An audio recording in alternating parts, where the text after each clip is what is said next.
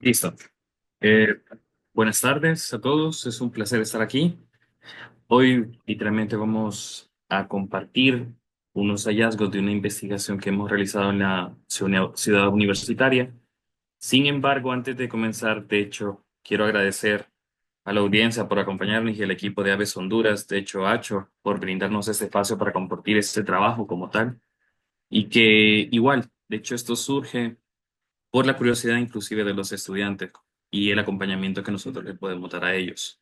Ese trabajo, como ustedes lo pueden apreciar, de hecho, se titula Influencia antropogénica en la construcción y ubicación de nidos de aves en Ciudad Universitaria. De hecho, esto es algo preliminar porque nosotros hicimos un muestreo solamente un año, una temporada reproductiva. Entonces, obviamente vamos a seguir continuando el estudio. Y de hecho estamos considerando ampliarlo un poco más. Antes de todo, me presento. Mi nombre es Nerin Ortiz Lobo. Soy profesor de la Escuela de Biología. Este estudio, de hecho, su objetivo como tal y de hecho el génesis de todo esto surgió a través de Ricardo Martínez y Elvia Velázquez. De hecho, por ellos son los autores principales de este estudio como tal. Y obviamente se les pidió permiso a ellos mismos para poder estar aquí yo y presentarles todo esto. Entonces, empecemos. Como, como si fuera una clase, literalmente lo vamos a desarrollar en estos momentos. Vamos a hablar sobre la definición y el origen histórico de este tipo de fenómenos que se está dando, de las aves utilizando materiales artificiales. Vamos a hablar también sobre las primeras documentaciones científicas de esto y la evolución cronológica, porque hay ciertos hallazgos muy oportunos y de hecho se han marcado muchos hitos a nivel de conservación por esto. Asimismo, vamos a hablar sobre la taxonomía de los principales grupos que han sido detectados de que tengan este comportamiento. Igualmente, vamos a hablar sobre un poco sobre las hipótesis sobre los mecanismos de la selección artificial de estos tipos de materiales. Y obviamente, vamos a presentar los estudios que nosotros recopilamos en 2024.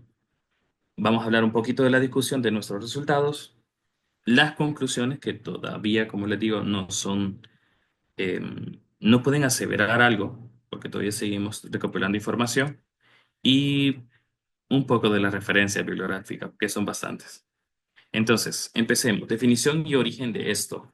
Bueno, en el caso de la incorporación de los materiales artificiales en los nidos, claro está, de las aves, se define como, específicamente como el uso deliberado de elementos manufacturados por el hombre, ya sea plástico, telas, cable, papel, todo material que sea de hecho producto de la formación o transformación de ciertos materiales por el ser humano.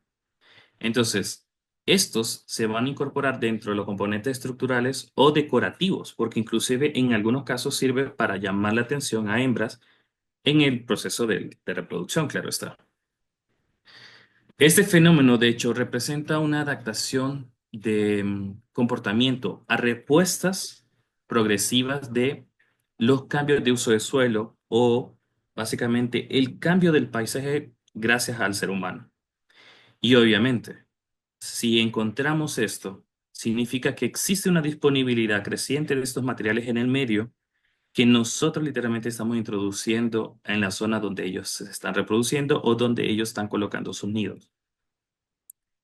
Entonces, históricamente hablando, de hecho, este tipo de comportamiento comenzó a observarse de manera bastante significativa en la Revolución Industrial. Se dató en 1950 sobre cómo hubo una expansiva o masiva, digámoslo así, producción de plástico a partir de esa década. Se empezaron a encontrar, de hecho, más bien como relatos de que ciertas aves, como gorriones europeos, estaban incorporando estos materiales a sus nidos. Sin embargo, esto, como lo mencionan de hecho Mantevici en 1991, la acumulación de estos desechos plásticos también coincidió con encontrarlos también en los océanos. Y de hecho, las aves marinas o pelágicas, muchas de estas, de hecho, tuvieron la oportunidad de recolectar estos y incorporarlos dentro de sus nidos. Asimismo, de hecho, este fenómeno, el autor Sol menciona algo interesante, que básicamente este tipo de fenómeno se denomina una interfaz evolutiva entre la antropización del paisaje y la plasticidad comportamental adaptativa de las aves. Básicamente las aves, literalmente como son muy adaptables al medio, pueden tolerar muchísimo la presencia o el desgaste que podemos producir los seres humanos al medio ambiente. Entonces, en el caso de todo este proceso, existe una transición de materiales tanto naturales a artificiales en la construcción de los nidos, ¿no? En muchas regiones, de hecho, se han recopilado información y en algunos todavía no se cuenta con información verídica ni tampoco con una información de dónde deberían o cómo lo están colectando o para qué lo están colectando. Entonces, cuando empezamos a indagar en los primeros documentos científicos, vemos que a finales del siglo XIX se registraron observaciones por europeos que particularmente las aves de allá estaban incorporando alambres en nido de córvidos, o sea, de cuervos.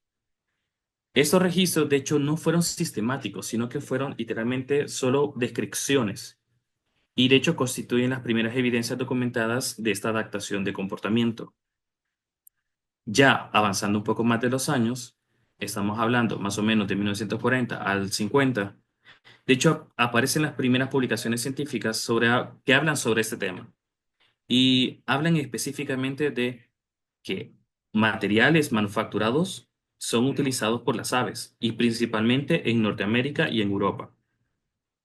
De hecho, estos estudios iniciales se centran principalmente en solamente especies urbanas y periurbanas, estableciendo de hecho la base para investigaciones posteriores, porque esto significa que realmente se está notando ese cambio de patrón de uso de este tipo de material. Entonces, ya a mediados de 1960 al 70, estos autores, Simon y Swerve, documentan en 1972 el uso de colillas de cigarro por los gorriones urbanos, señalando, de hecho, ellos en este artículo de que tienen una relación las colillas de cigarros dentro de los nidos por el tema de que derivados de la nicotina pueden servir para prevenir ectoparásitos. Entonces, indagando un poco más sobre este tema, de hecho, en la actualidad se han escrito muchos artículos sobre esto. Este es un caso de una especie mexicana y un pájaro domésticos. Necesito que se fijen bien en esta gráfica. Básicamente lo que nos dice en el vector Y significa la cantidad de ectoparásitos presentes y en el tiempo, básicamente, la cantidad de colillas de cigarrillo.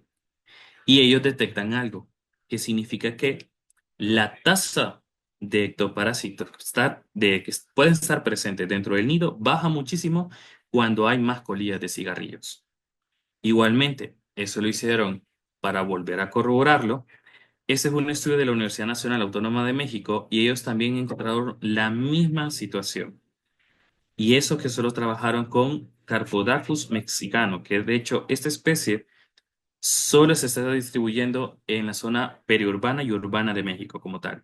Y detectaron lo mismo, que el número de ectoparásitos se reduce a mayor cantidad de colillas de cigarrillo. Esas son las especies que hicieron en el estudio, para que lo vean. El Howe Finch Common y tenemos el House Sparrow, que es el pájaro doméstico. Entonces, siguiendo también con la información de la cronología de la evolución de este proceso, ya en el 80 realizan muchos estudios pioneros sobre la incorporación de plástico marino en nido de alcatraces. De hecho, establecieron una metodología cuantitativa sobre este tema, que básicamente evalúa el tema de la prevalencia y tipo de materiales artificiales. Sin embargo, de hecho, esto ha incurrido mucho tanto en un problema social, ambiental y económico. ¿Por qué? porque básicamente esto obviamente marca un hito y identifica que básicamente el tema de las pescas industriales en alta mar sí provocan un daño directamente a los ecosistemas terrestres, ya sea por el tema de contaminación o descarte de algunos artes de pesca. De hecho, este es uno de los casos de incidencia de este tipo de incorporación de plástico en los nidos. Esta es una especie, de hecho, es el Sula basana. Em, bueno, en el caso del Morus basanus, que ahora cambió el nombre, claro está. Esta especie literalmente incorpora todos los materiales de las redes de pesca que han sido descartadas por los barcos, ya sea los barcos atuneros, de anchoas, todo eso se va incorporando dentro de sus nidos. Entonces, uno de los mayores problemas que se ha detectado es que en muchos casos los polluelos quedan enredados en el caso de estas redes, que sirven de hecho para la construcción de los mismos nidos. Incluso hay un acuerdo internacional que prohíbe la liberación o descarte de redes en alta mar, porque esto, de hecho, esto puede provocar dos procesos. Uno, lo que se le llama el bycatch, que es básicamente seguir pescando y descartando especies de no interés pesquero, pero se están muriendo. Por ejemplo, las embarcaciones que buscan específicamente atún pueden pescar delfines, tortugas, ballenas o incluso tiburones. Y estos son descartados porque no son de valor económico para ellos. Sin embargo, también hay otro tema, con el tema pesquero. Cuando se descartan este tipo de redes, estas redes siguen funcionando porque los peces se van incorporando ahí y van muriendo. Y a eso se le denomina pesca fantasma. Que esto no es cuantificable, de hecho, porque todo esto pasa en la parte bentónica, la parte que está dentro del mar. Entonces, en caso de estas aves, de hecho, ellas lo incorporan y estabilizan, de hecho, sus nidos a través del uso de ese tipo de materiales. Incluso, en el caso de Francia, han estipulado, de hecho, proyectos con participación de ciudadanía de que tomen fotografías de los nidos para ver qué tipo de materiales pueden encontrar. Y es el mismo caso del Moro Pasanus, que es el que acabamos de mostrar. Esa es una forma de que las personas pueden tomar fotografías, las suben en esa plataforma y básicamente van detectando de que obviamente tiene presencia de estos tipos de materiales artificiales. Igual, hay otros casos también, por ejemplo, con el mismo tema de colonias de aves marinas, que se ha visto que realmente la incorporación de materiales plásticos no facilita mucho el tema de la reproducción, más bien puede empeorarlo, porque en algunos casos pueden liberar, de hecho, ciertas sustancias que pueden aumentar la mortalidad de los huevos.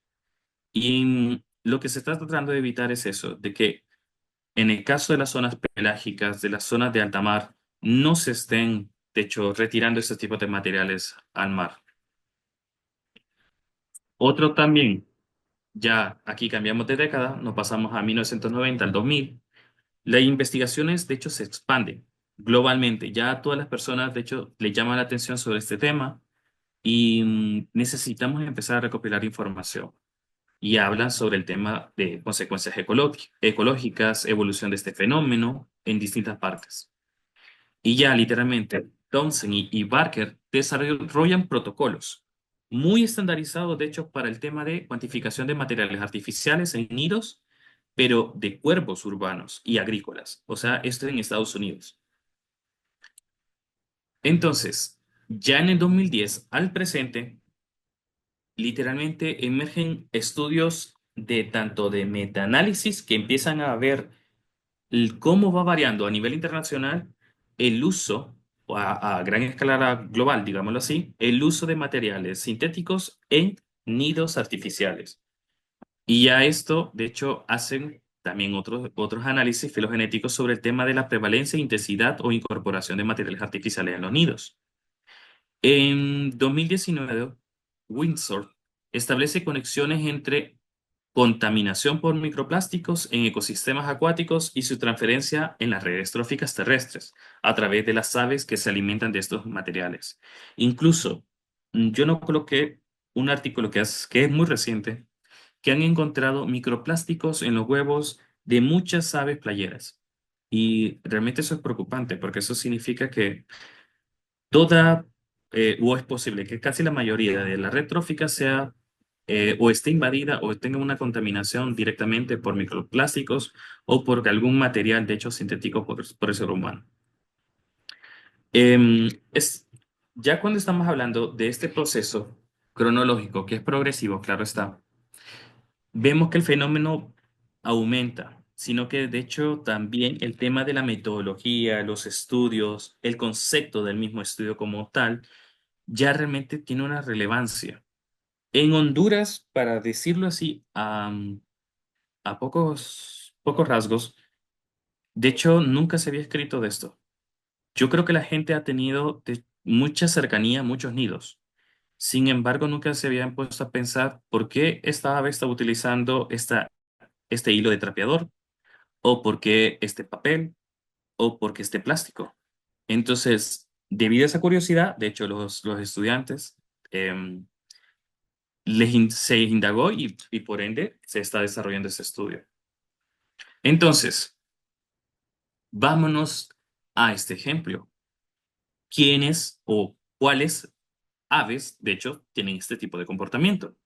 De hecho, la incorporación de materiales artificiales se ha documentado extensivamente en múltiples linajes de aves, con variaciones muy significativas, porque hablando de prevalencia, estamos hablando de cuánto tiempo lo mantienen, o cuando hablamos de selectividad es, prefiero materiales plásticos o materiales sintéticos como de papel o como fibras. Todo eso literalmente depende muchísimo del mismo comportamiento del ave y las consecuencias adaptativas, claro está. Entonces, vamos a hablar primero de los paseriformes. Hablemos sobre los cuervos y las urracas. De hecho, como la mayoría de las personas saben, de hecho, estas aves son muy inteligentes. De hecho, conductualmente uno las puede acondicionar a hacer una actividad específica. Entonces, de hecho, estas especies muestran una alta frecuencia y diversidad en la selección de materiales.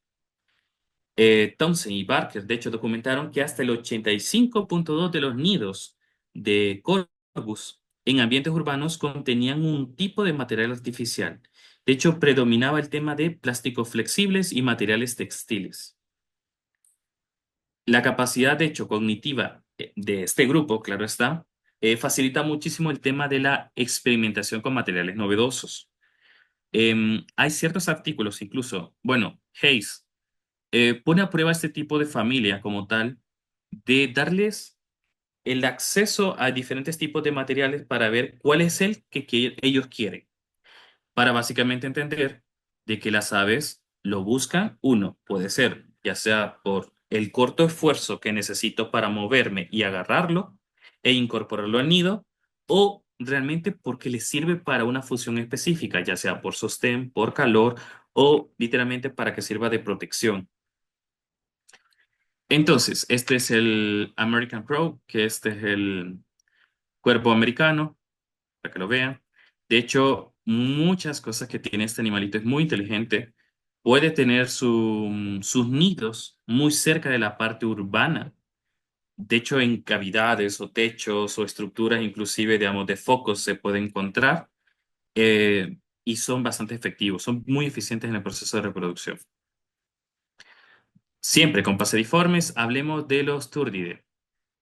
Esto ustedes lo conocen, claro está. Estamos hablando de los zorzales. De hecho, en el caso de, eso es un ejemplo nada más, el Turdus merula incorpora, de hecho, frecuentemente fibras textiles, particularmente en zonas urbanas. Más adelante vamos a ver nuestros resultados, pero queremos hablar primero de este, que esto es un zorzal negro. De hecho, Moyer e Ibanez mencionan que encontraron una correlación positiva entre el grado de urbanización y la proporción de materiales artificiales en nido de esta especie. De hecho, ellos mencionan sobre el tema de que hay un proceso de adaptación gradual para este tipo de recursos. Esta es la especie que le estamos haciendo mención. Y otra cosa que tienen en el caso de los turdus es que ellos presentan una cierta adaptación en el tema de cómo hago el tamaño del nido dependiendo la altitud, pero altitud global. Estamos hablando de que Los que están más cerca del polo generalmente aumentan el tamaño del nido porque acumulan más material. Y cuando están más alejados, de hecho, de donde está muy frío, obviamente lo hacen más cónico y más pequeño, porque no requieren ese tema de la temperatura. Entonces, teniendo en cuenta que realmente ellos tienen un comportamiento que se adapta a las condiciones ambientales, que se moldea inclusive con la presencia del ser humano, de hecho, hace que realmente estas especies sean muy tolerantes al uso de estos tipos de materiales.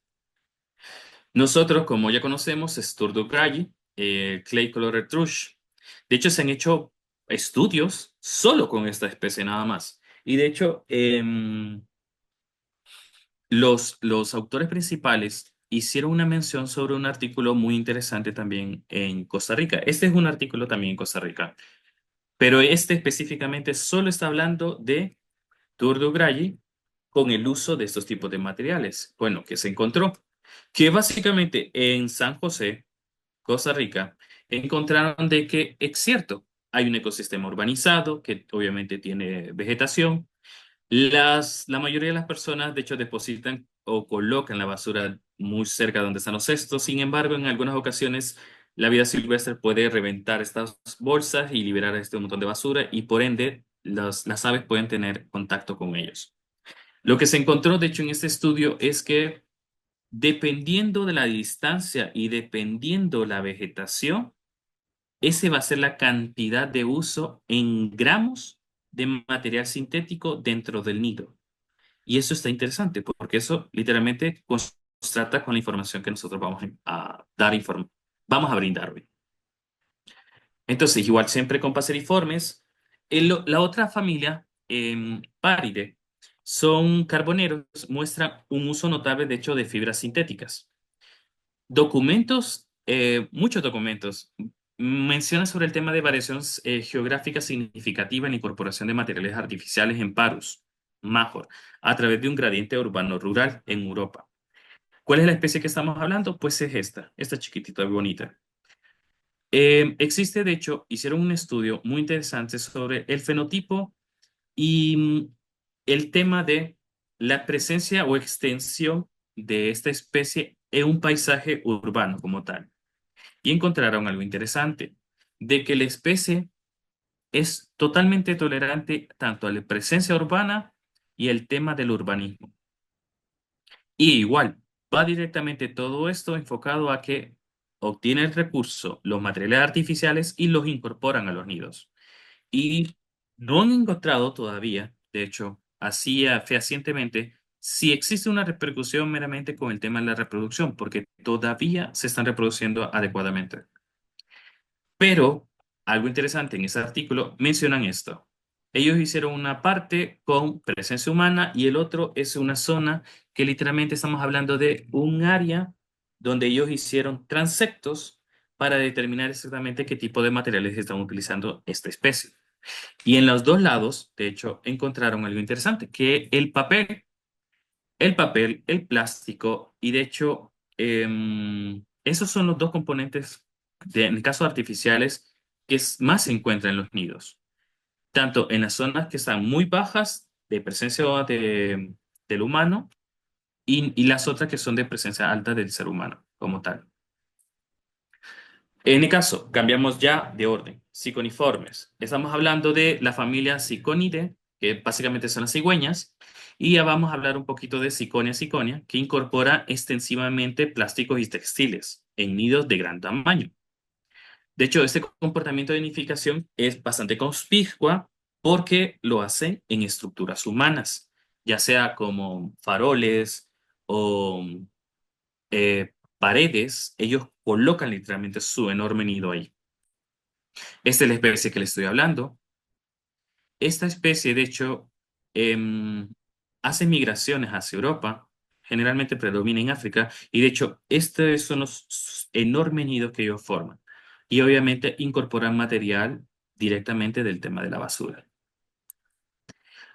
Un caso peculiar, de hecho, es sobre esta revista que habla sobre el Instituto de Juegos y Vida Silvestre.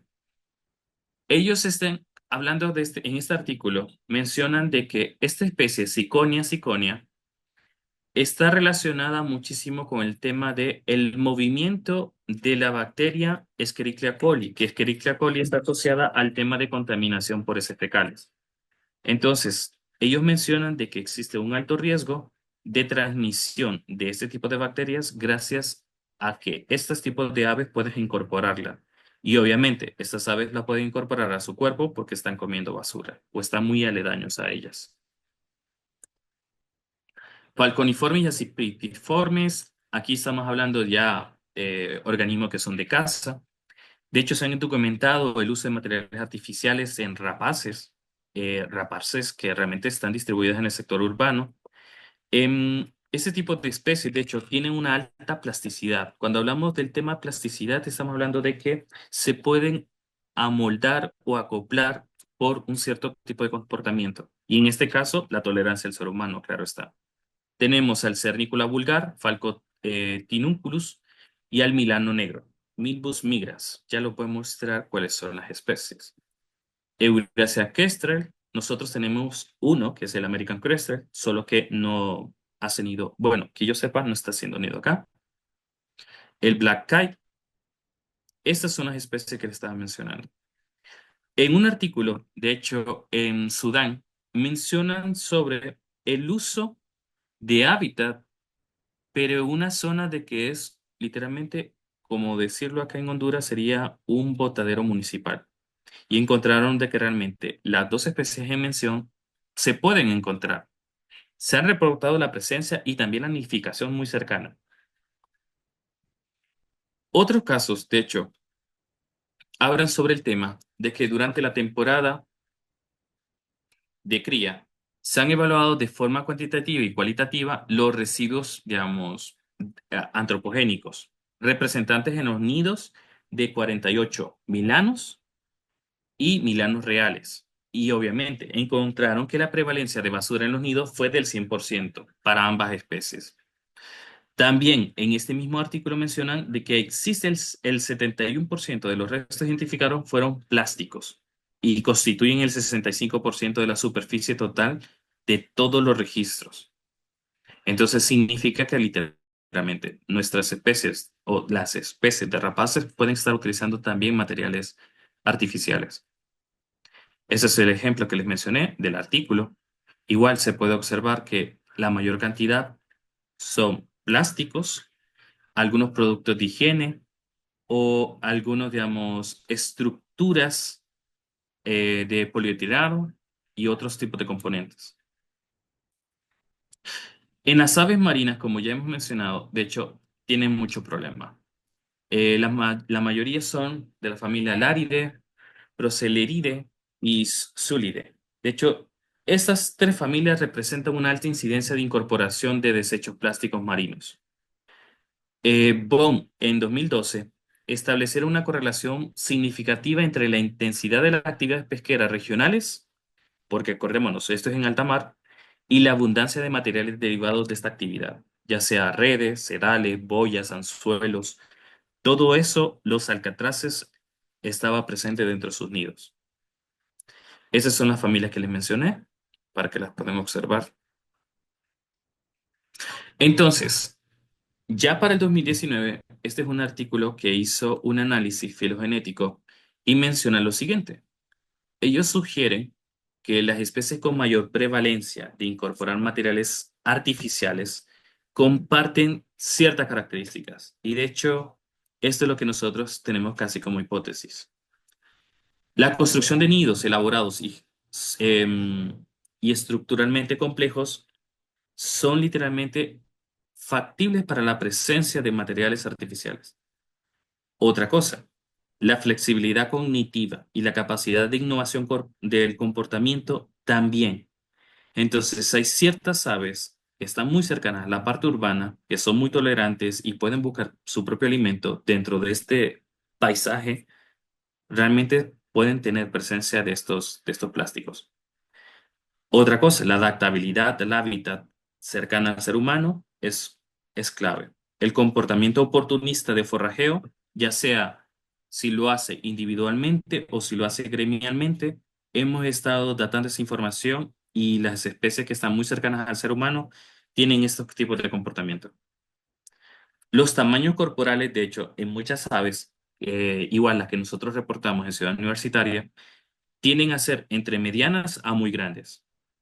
Los chipes, obviamente los chipes no hacen nido, porque literalmente son migratorios, pero semilleros, otros organismos que realmente son de paso, o sea, no, ni lo utilizan ni lo ven. Entonces, vámonos a los resultados que obtuvimos nosotros. Y ojo, este es un estudio preliminar porque seguimos recopilando información. El objetivo clave de esto era básicamente cuantificar e identificar los materiales artificiales utilizados para las aves, por las aves, en la construcción de nidos dentro del campus. Y esto básicamente se hizo durante la temporada reproductiva de marzo a julio de 2024. Obviamente, nosotros catalogamos también las estructuras artificiales donde ellos incorporaban sonido. Entonces, Ciudad Universitaria, de hecho, Ciudad Universitaria tiene un bosque predominantemente de bosque seco subtropical. Em, Todavía hay guanacastes de interés de conservación, hay ceiba, pero generalmente todos es un bosque, de hecho, caducifolio, que pierde sus hojas, obviamente en verano, y por eso se mantiene bastante seco. Muchas aves, de hecho, las que se quedan después del proceso de la migración, que son las nativas, generalmente están muy cercanas al ser humano por la búsqueda de agua. Este es el espacio, el polígono básicamente de Ciudad Universitaria. Los puntos que ustedes están observando son los puntos geográficos de los nidos que fueron identificados y que obviamente se observaron y se esperó, claro está. Ojo, nosotros no quitamos ningún nido si el nido estaba en uso. Nosotros esperamos que todo el proceso de eclosión y que los polluelos se fueran para poder nosotros utilizar estos nidos. Entonces, se visitaron las zonas, fuimos a recorrer literalmente todos los espacios verdes de Ciudad Universitaria, los identificamos, tomamos puntos GPS, tratamos de estar ahí para estar observando cuál era el ave que estaba utilizando ese nido. Igual, encontramos también que muy cerca de los lugares donde Ciudad Universitaria tiene su depósito de basura, no son tan idóneos porque no están literalmente tapados o están con cobertura para evitar que animales de vida silvestre estén utilizando estos tipos de materiales o incluso que rebusquen o comida o algún otro tipo de componente. Cuando nosotros ya observamos de que ya no estaba el ave, ya no habían huevos y obviamente ni polluelos, nosotros retiramos el nido como tal. Y obviamente por el proceso de ética reconfirmamos 2 días posterior a la última observación que nosotros hicimos para ver si realmente ya no estaba en uso. Nosotros lo revisamos, los medimos, los pesamos, tomamos datos en campo y ustedes pueden apreciar, lo revisamos completamente, todo eso lo tratamos de hacer con el mayor proceso de bioseguridad, porque, obvio, estos tipos de nidos tienen mucha presencia de ácaros. Entonces, por el tema de seguridad también de salud, hay que tener mucho cuidado. Nosotros después los depositamos en bolsas Ziploc. Y obviamente, este es su nido para que ustedes lo puedan observar. De hecho, es de Campylorhynchus, el cucarachero. Nosotros lo identificamos tan fácilmente a él porque él sí anda buscando mucho material que mantenga el calor, básicamente algodón. Y como algunos son gremiales, o porque tienen ese comportamiento de que pueden acercarse, pueden estar 4 o 5 parejas juntas, y como son demasiado bulliciosos, los podemos identificar muy fácilmente. Después de la extracción de los nidos, nosotros los colocamos en bolsas, los identificamos, le damos un código, le poníamos el punto GPS, la fecha exactamente cuando los extrajimos, y esos son nuestros resultados. De lo que nosotros, bueno, de que los compañeros identificaron en campo, encontraron 17 nidos sin uso. No estaba ya utilizado como tal. Y encontraron 6 nidos en uso.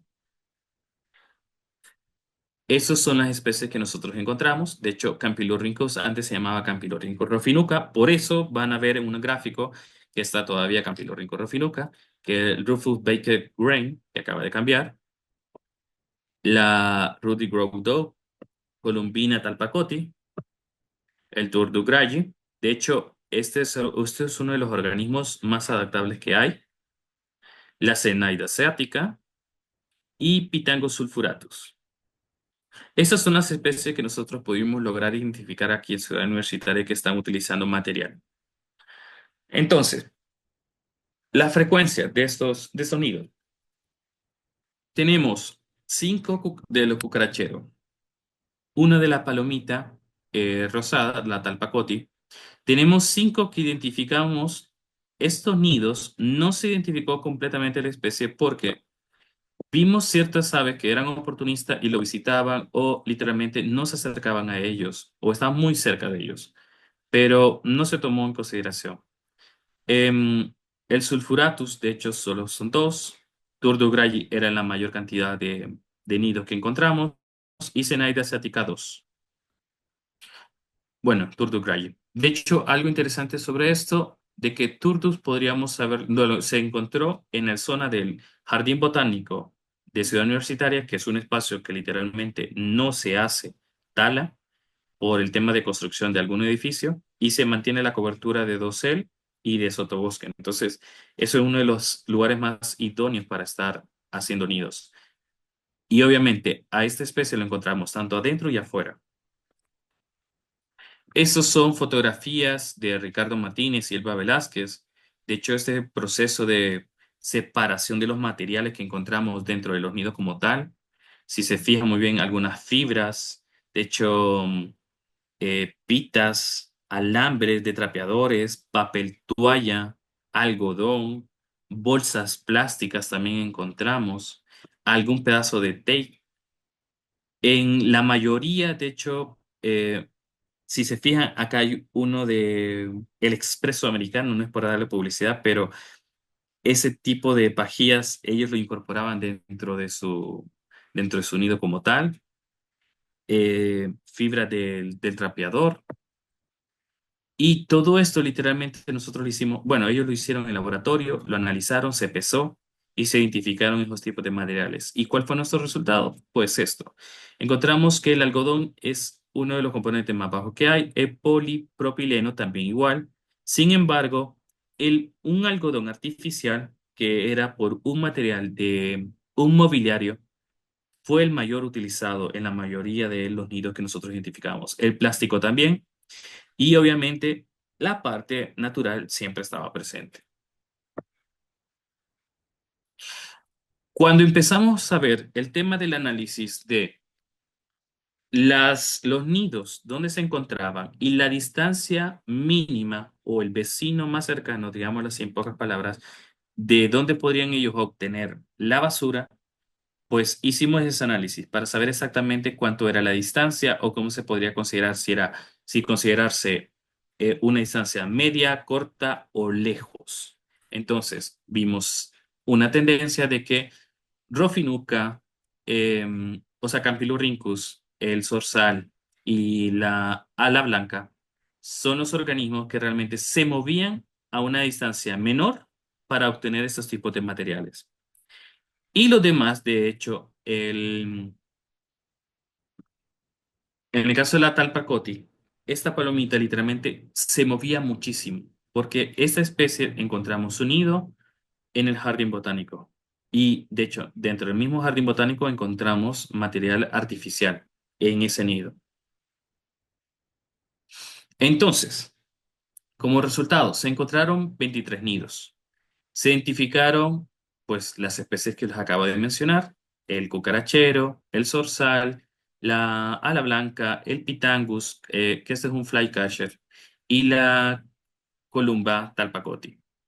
Y obviamente 5 no fueron identificados porque no se reportaron cerca dentro de los nidos. Los materiales que pudimos identificar, bueno, plástico entre bolsas, cabullas, cordeles y otra lista más. Algodón encontramos hebras de trapeador, tira de polipropileno, o sea, restos de saco, y solamente 10 nidos se encontraron construidos solamente con materiales naturales. De estos resultados obtenidos, más de la mitad, de hecho, contienen materiales antropogénicos, plástico, algodón y tiras de polipropileno. Por ejemplo, los plásticos, de hecho, pueden retener mucha humedad o incluso liberar ciertas sustancias tóxicas que podrían afectar literalmente la salud de las aves. Sin embargo, en estos momentos nosotros estamos considerando colocar termómetros o unas sondas para estar viendo el tema de humedad relativa, temperatura de estos nidos cuando ellos tengan los polluelos, obviamente haciéndolo de una forma ética para no afectar este proceso, ¿no?, de reproducción. Siempre con discusión, de estos 23 nidos encontraron 6 estaban situados en edificaciones. Significa que literalmente no estaban utilizando ningún árbol. Ellos literalmente, como ya están con ese comportamiento plástico adaptado a la cercanía del ser humano, utilizaban las partes de los edificios, tanto pueden ser ventanas, algunas puertas o terrazas. Esta adaptación, de hecho, puede proporcionar beneficios como una menor depredación, digámoslo en ese caso, porque como estamos muy cerca del ser humano, las aves depredadoras no se van a acercar. Sin embargo, otros autores, por ejemplo, Schleifer, menciona algo interesante con sus otros colegas. Estas estructuras a menudo solo ofrecen oportunidades efímeras de anidación de las aves. Efímeras habla sobre el tema de probablemente sí sirva como un repelente de los depredadores, sin embargo, puede ser que el ser humano dañe esos nidos, ya sea por la misma curiosidad de que lo ve muy cerca y estén en contacto muy directo con ellos, o que realmente quieren hacer un manejo y sacar esas especies porque algunos, de hecho, consideran que podrían ser plagas. Los resultados obtenidos, de hecho, como tuvimos un 52,2 de estos nidos que contienen materiales antropogénicos, esto concuerda con estudios que se hicieron en el campus de la Universidad Nacional de Costa Rica, en Heredia.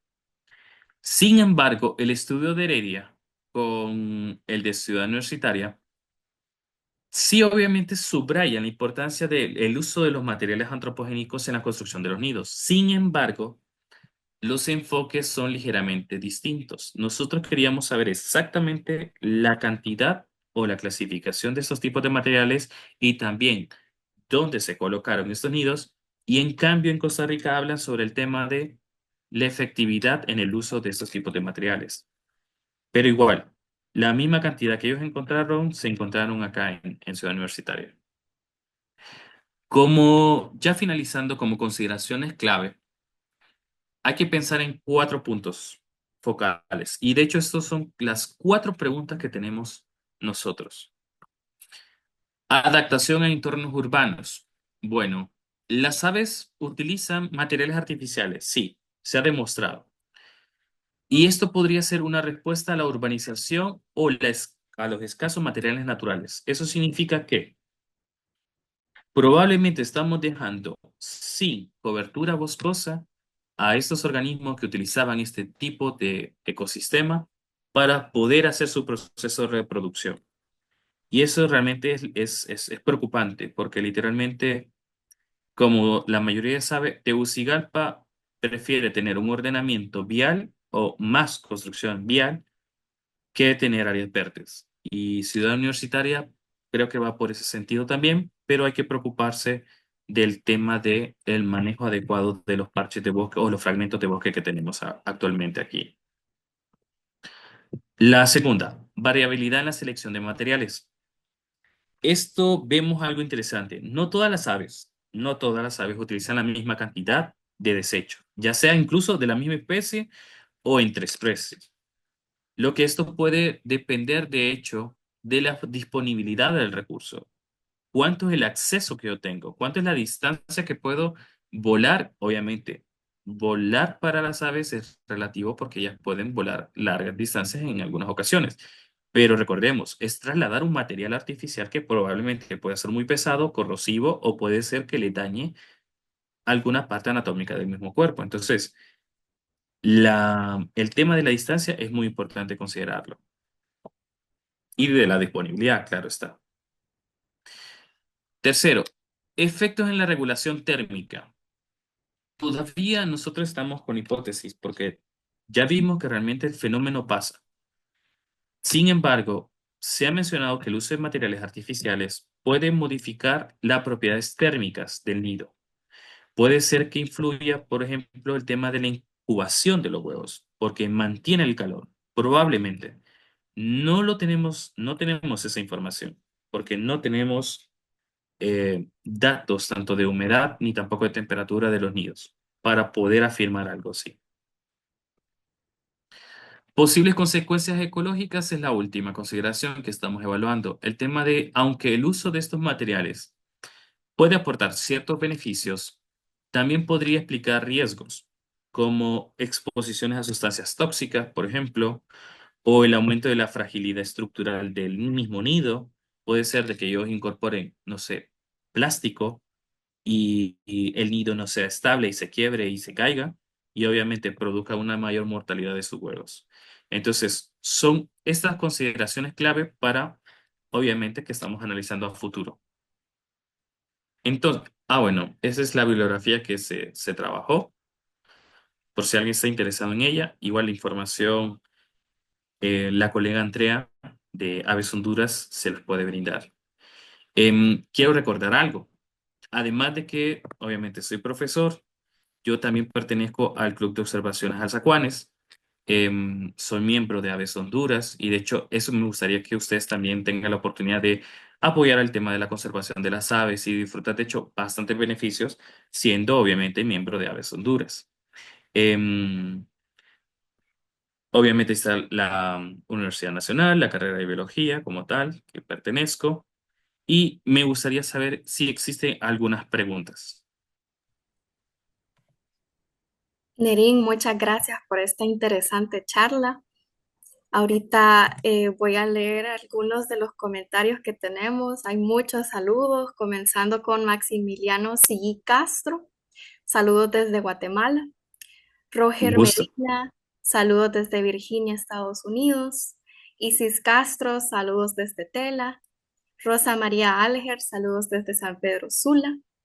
Arnold Alvarado, saludos desde Santiago Curingla. Ivo Alvarado, Escucha. saludos desde Ciguatepeque. José Robles, saludos desde Reserva Biológica Uyuca. Olvin Oliva, desde Omoa. Silvio Javier Arzú, manda hola desde Las Champas, Iriona, Colón. Linda Liz Suazo, saludos desde el Club de Observación de Aves de Guatepeque. René GB, saludos desde Comayagua. Y Terminix San Pedro Sula, saludos desde San Pedro Sula. Les agradecemos a todos por sus saludos. Abrimos este espacio para preguntas.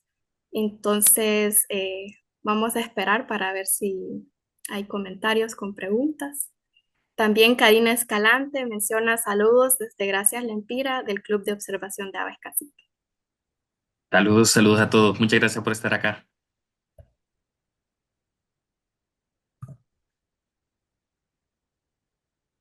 Tenemos este espacio para preguntas. Si alguien quiere hacer alguna pregunta, estoy leyendo sus preguntas y comentarios desde el chat.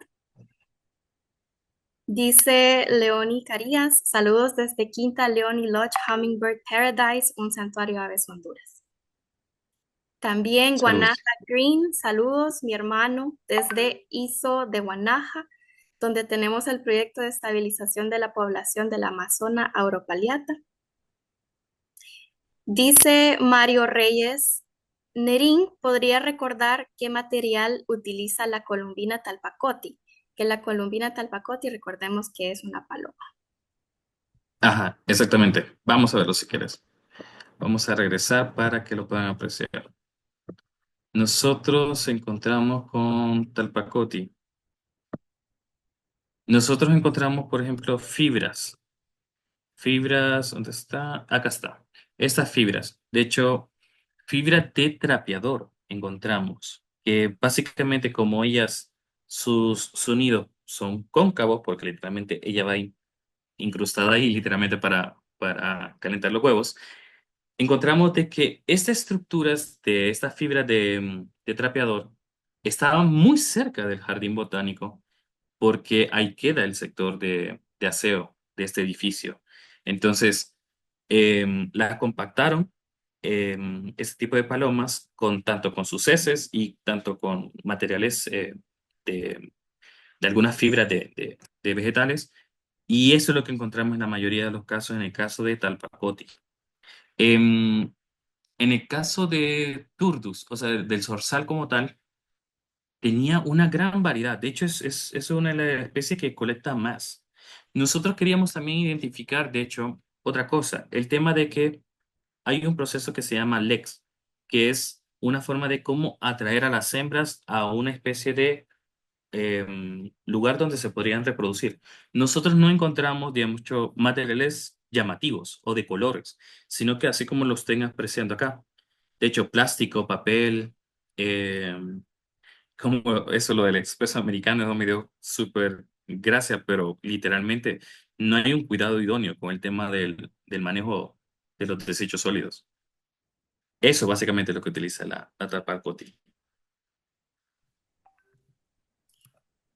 Listo, seguimos entonces con los comentarios. Elena Martínez, saludos desde El Salvador.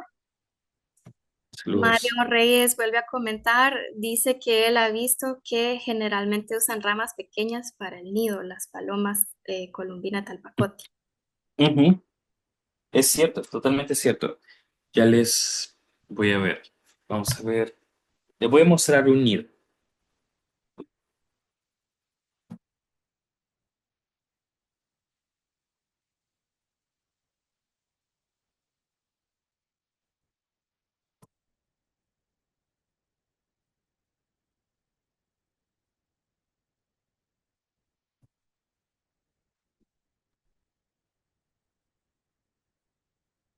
Ok.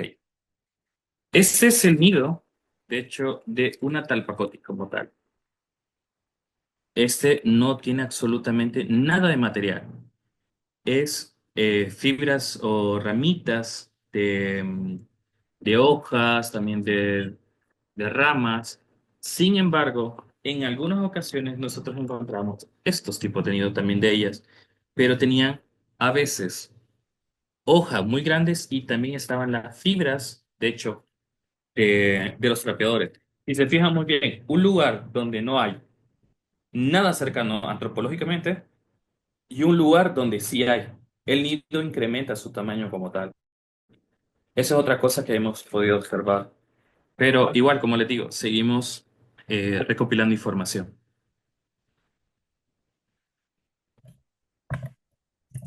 Listo, seguimos con Freddy Alexander Osorio, saludos desde Ohio, Estados Unidos.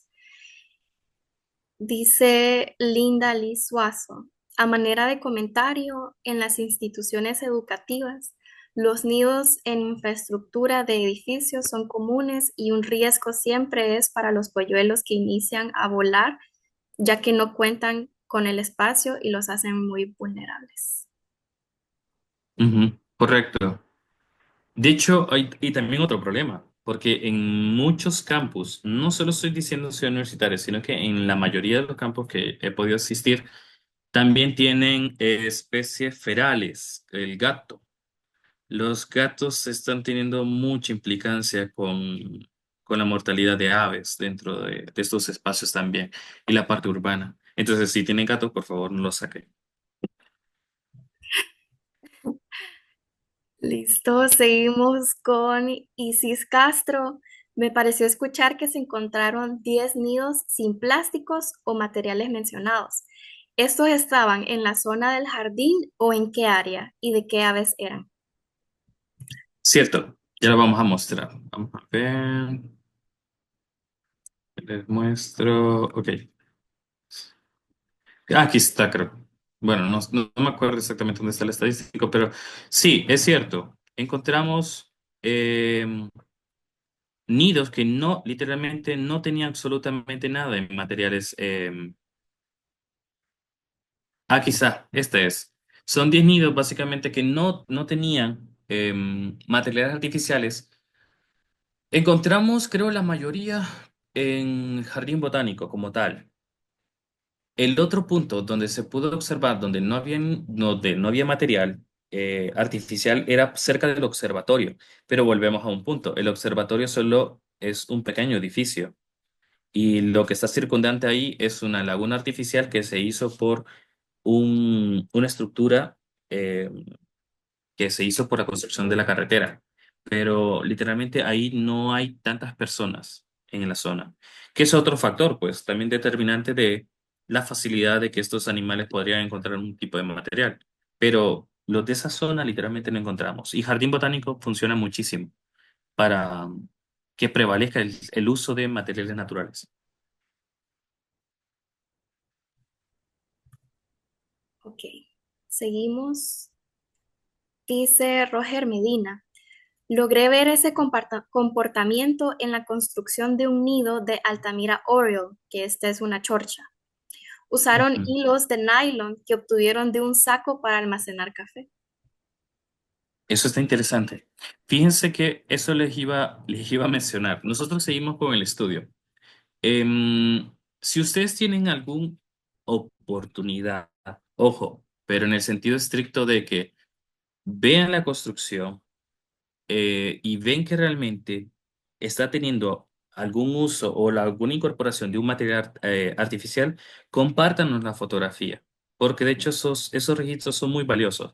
En Honduras, por eso les digo, en Honduras no se había escrito o no se había intentado, de hecho, hacer esto. em, pero literalmente el ensayo sirvió y de hecho nos ha dado más curiosidad para seguir indagando en más sobre este tema. Nosotros probablemente que vamos a incursionar siempre a la parte de paisajes urbanos, pero queremos también compararlos con una zona de un área protegida. Entonces probablemente ya vamos a empezar a movernos un poco más. Excelente. Tenemos otro comentario de Terminix San Pedro Sula. Animales sinantrópicos conviven con los humanos sin haber sido domesticados. Romy Sí. Paget dice, Nerín, podrían incluirse en las consideraciones clave aspectos sociales, como la postura del Estado al no considerar un problema el uso de materiales sintéticos, porque las especies aún pueden anidar y reproducirse y por lo tanto no regular su uso. Sí, sí se podría. De hecho, se podría incursionar con un tema de política pública a través del ICF como tal. Pero igual, volvemos al punto, ¿no? Lo idóneo, y eso se lo puedo decir, nosotros literalmente vamos a hacer un impacto directo. O sea, donde estemos nosotros, el ser humano, claro está.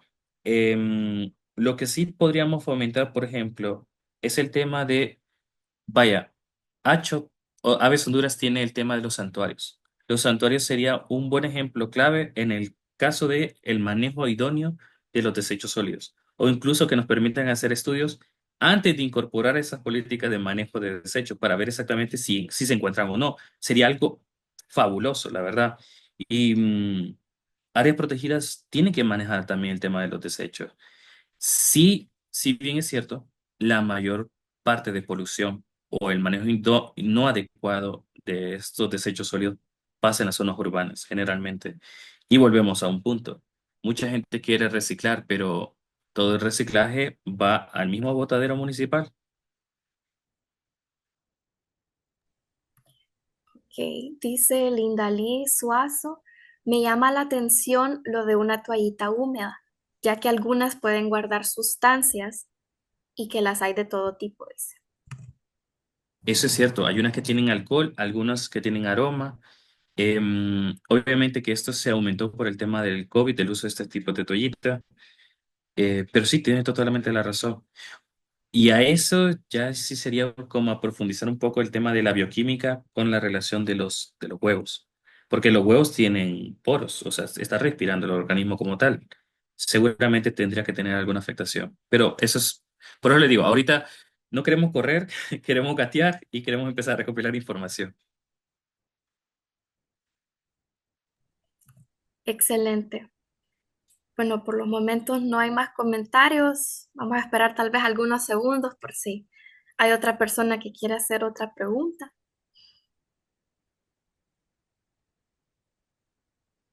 Al colega Anwar tal vez nos pueda mencionar a ver si es probable que que los citácidos de las islas utilicen estos tipos de materiales. Sería algo curioso también saberlo.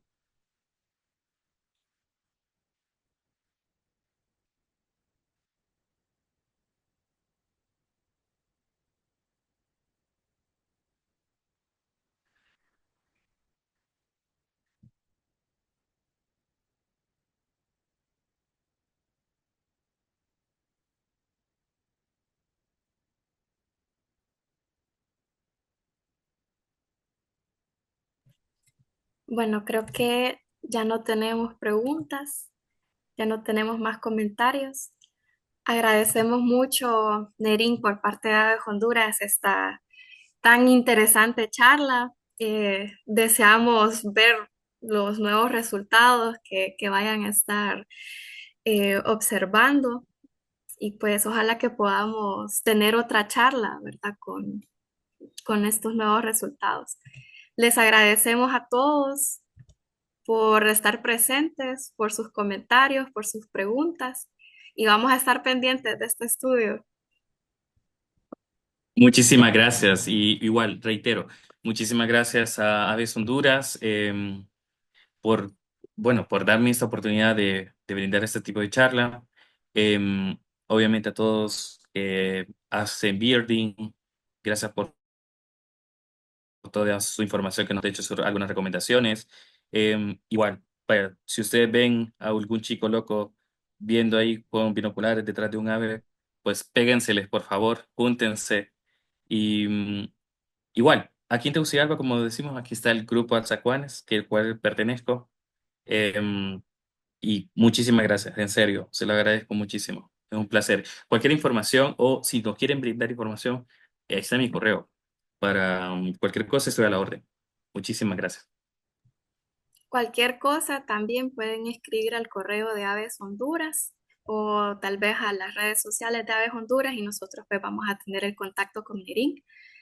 Les agradecemos a todos nuevamente y muchas gracias. Nos despedimos. Adiós y que tengan feliz tarde. Chao. Muchas gracias. Chao, chao.